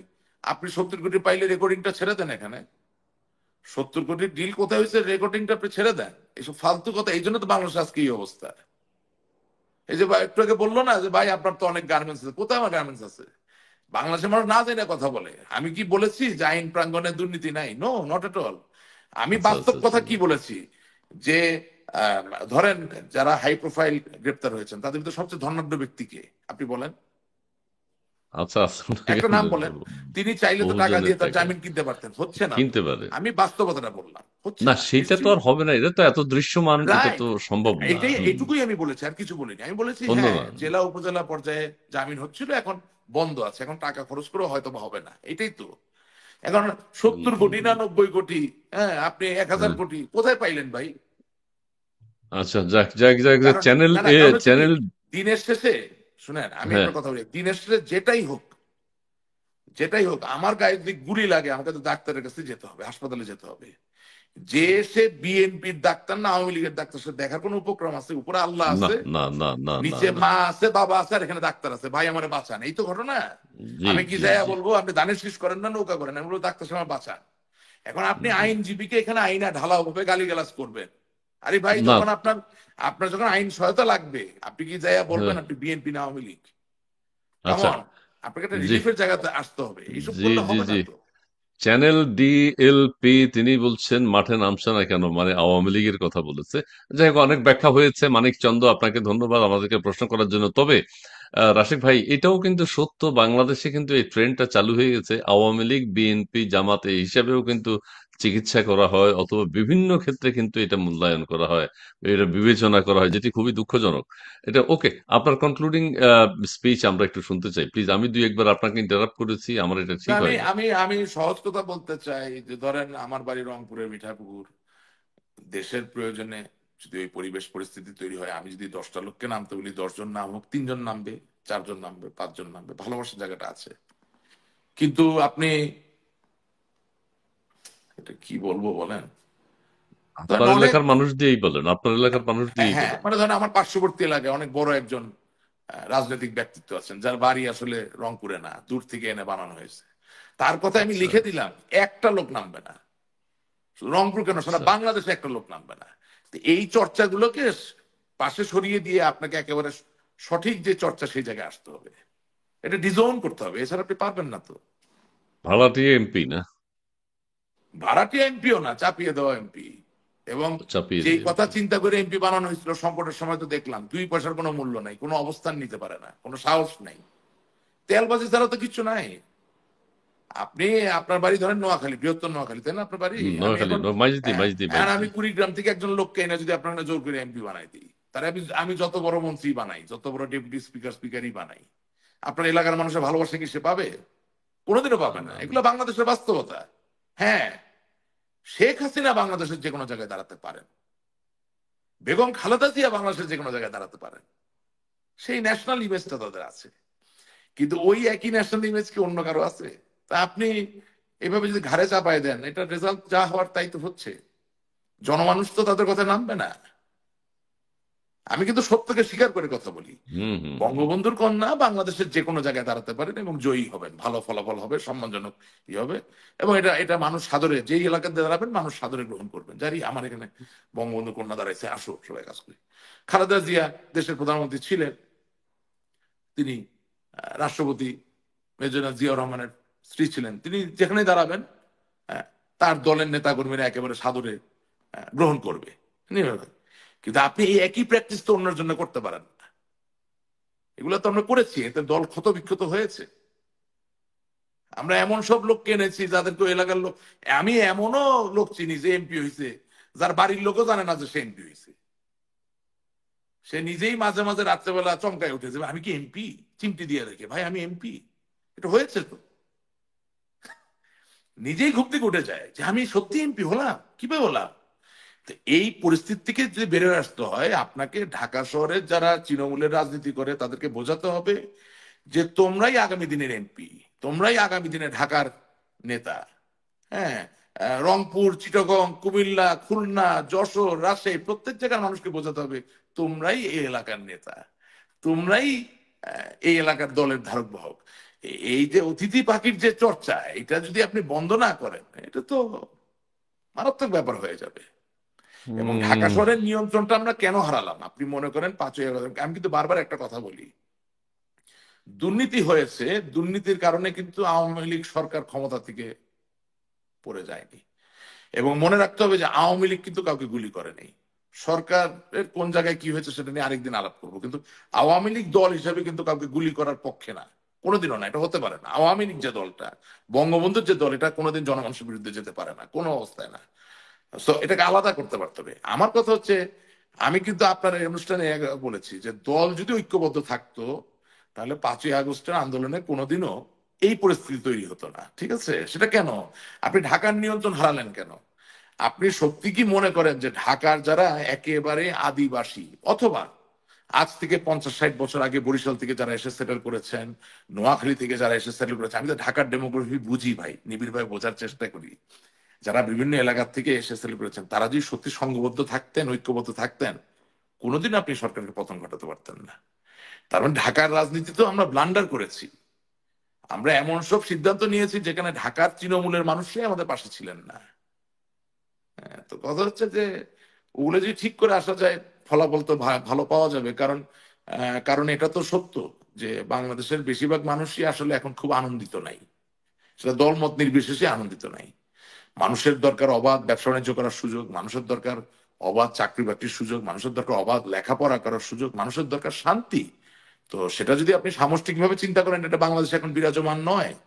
তো সেই জায়গায় যে কোনো জনমানুষের রাজনৈতিক দল, এটা শুধু আওয়ামী লীগ বলে বলছি না, যে কোনো রাজনৈতিক দলের একটা নতুন করে একটা মহৎ অভিযাত্রার সুযোগ রয়ে যায়, এতে কোনো ইয়ে নেই। কিন্তু আপনি যে ভুল ত্রুটিগুলো করেছেন ওগুলো যে ঠিক না করে আসেন, বা ওগুলো ঠিক করার প্রতিশ্রুতি যদি ন্যূনতম না দেন, পরে কি করলেন পরের কথা। অনেকে আছে না প্রতিশ্রুতি দিয়ে বদলায় ফেলে, হুম তাও হুম যে একটু হুম হুম। অভিনয় যদি না করতে পারেন, আপনার মানুষ জায়গা দিবে কোথার থেকে? আচ্ছা স্বামী সেটা স্ত্রী হয়তো 50 বছর বিবাহিত থাকলেও তো মাঝে মাঝে অভিনয় করা লাগে। আচ্ছা সেটা হাদিসেও হয়তো তো বলা আগামীতে আছে আমরা যে সেটা হয়তো মানে আগামী সংসারের সুখের জন্য দুইটা মিথ্যা কথা বলা যায়। তো এটা আব্দুল্লাহ আবু সাইদ সাহেব বলছেন যে একটু যদি জি, খুশি হয় অসুবিধা কি, ক্ষতি না ইয়েস, হয় যদি। যেটাকে হুম। আমরা অনেক সময় বলি হোয়াইট নয়েজ, হ্যাঁ, স্ট্যাটিস্টিক্সের ভাষায় হোয়াইট নয়েজ, অর্থাৎ জাস্ট পরিসংখ্যানের ফলাফলে কোনো পরিবর্তন হচ্ছে না, কিন্তু কিন্তু সে আছে। জি এই কথাটা বললে সুন্দর হবে, ঠিক আছে, এই কথাটা বললে সে স্যাটিসফাই হবে, এগুলো বলা যায়। আচ্ছা, শিওর। তো সেই ক্ষেত্রে এখন এই সরকার নিয়ে আপনার খুব একটা কিছু কথা শুনেছি যে এই সরকার যে যে ব্যর্থ বললাম, এখন হয়েছে। আপনাকে আপনি সবই তো এটা আমি তো বললাম। এখনই বললেন সবকিছুই বলেছেন, কোনো অসুবিধা নেই, কোনো কিছু বাকি নেই। অনেক মূল্যবান সময় দিয়েছেন আপনার কিন্তু এলাকার মানুষ ওনারাও সম্ভবত বুঝেন, রংপুরের ওই সরকারের ওনারাও বুঝেন যেগুলা নাই। রং র- রংপুরের আপনার এই যে রংপুর ৫ আসন মিঠাপুকুর কি সঠি বাড়ির কাঁঠালি থেকে শুনছি। আর আপনার রংপুর থেকে আপনার লোক যুক্ত হয়েছে যেমনটা জি আহসান জি। হাবিব মঞ্জু। আশা করি আগামীতে রাশেক রহমান আমাদের এমপি হবেন। দেশপ্রেমিক, সঠিবারই বলিষ্ঠ ও একটা শত মেধাবী। বছরের একটা মুখরিত, আমি বলবো বিশাল বড় বাজার, হাট। এই সটিবাড়ি বাজারে হাট এখন হয় প্রায় 20 কোটি টাকার কাছাকাছি। তো আপনি বুঝতে পারছেন আচ্ছা একটা আচ্ছা প্রত্যন্ত আচ্ছা অঞ্চলে কত বড় হাট। আচ্ছা তো আচ্ছা আচ্ছা। সটিবাড়ি অঞ্চলের মানুষ ভালো ব্যবসায়ী, খুবই শিক্ষিত এবং খুবই উজ্জীবিত। তো আচ্ছা যিনি আচ্ছা আচ্ছা তার মতামত দিয়েছেন তার প্রতি আমার অনেক শ্রদ্ধা, অনেক ভালোবাসা। আচ্ছা আচ্ছা, থ্যাংক ইউ। তাহলে আমরা আজকের মতো এখানে শেষ করতে পারি, অনেক কথা আছে অনেক। প্রিয় দর্শক, আপনারা যারা দেশ বিদেশ থেকে আমাদের সাথে যুক্ত হয়েছেন, রাশেক রহমানের বক্তব্য শুনেছেন, তিনি একজন আওয়ামী লীগ নেতা, কিন্তু ভালো ভালো কথা বলছেন, সুন্দর সুন্দর অনেক পজিটিভ কথা বেরিয়ে এসছে। আমরা যে জিনিসটি আমরা অনেক সময় শুনি না, কিন্তু সেই কথাগুলো তার মুখ দিয়ে এখন বেরিয়ে এসছে। তবে কথা বলতে গেলে এখন অনেক কথাই বেরিয়ে আসবে। অতীতে তিনি সেগুলো বলেছেন কিনা, নিশ্চয়ই বলেছেন, বা সেই ধরনের বলেছি। ফোরাম পাননি, বা সেইভাবে তিনি উপস্থাপন করতে পারেননি। অনেকের মধ্যে অনেক রিয়েলাইজেশন আছে বা ভিতরে পজিটিভ চিন্তা ভাবনা আছে। সেই চিন্তা ভাবনাগুলোর বহিঃপ্রকাশ আমরা রাশেক রহমানের কাছ থেকে কিছুক্ষণ আগে শুনেছি। আপনারাও শুনেছেন। আপনারা পক্ষে বিপক্ষে ম্যাক্সিমাম দর্শক আমাদের যেটি আপনার কথাগুলো পছন্দ হয়েছে তাদের, সেই হিসেবে অনেকে মন্তব্য করেছেন। সবগুলো আমরা পড়তে পারিনি, কিন্তু আমরা সবগুলো দেখানোর চেষ্টা করেছি। রাশেক রহমান, আপনি আপনাকে অনেক ধন্যবাদ। আপনি সুস্থ থাকুন, ভালো থাকুন, এবং সেই সাথে দেশের মানুষ যে জিনিসটি দেখতে চায়, আসলে আওয়ামী লীগ, বিএনপি, জামাত, জাতীয় পার্টির জাসদ বাসদ সেগুলো কোনো কথা না। সাধারণ মানুষ যাতে দুই বেলা দুই মুঠো নির্বিঘ্নে খাবার দাবার গ্রহণ করতে পারে, চিকিৎসা, স্বাস্থ্য, এগুলোর যাতে সাধারণ মানুষের ব্যবস্থা হয়।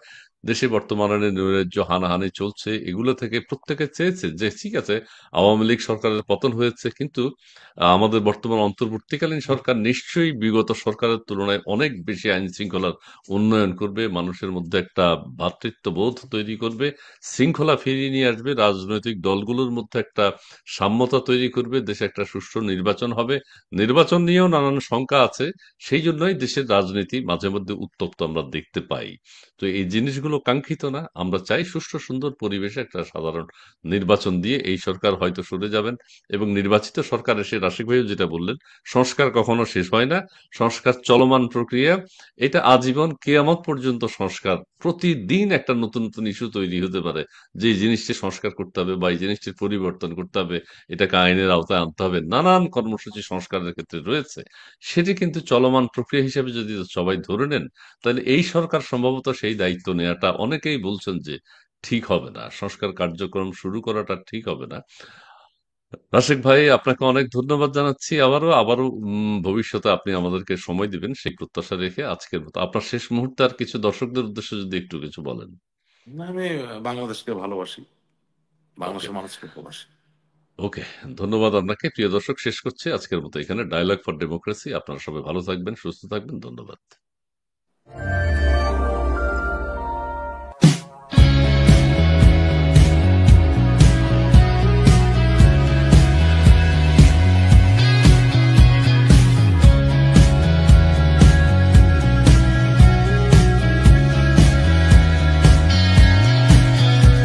টক show dialogue for democracy, DD.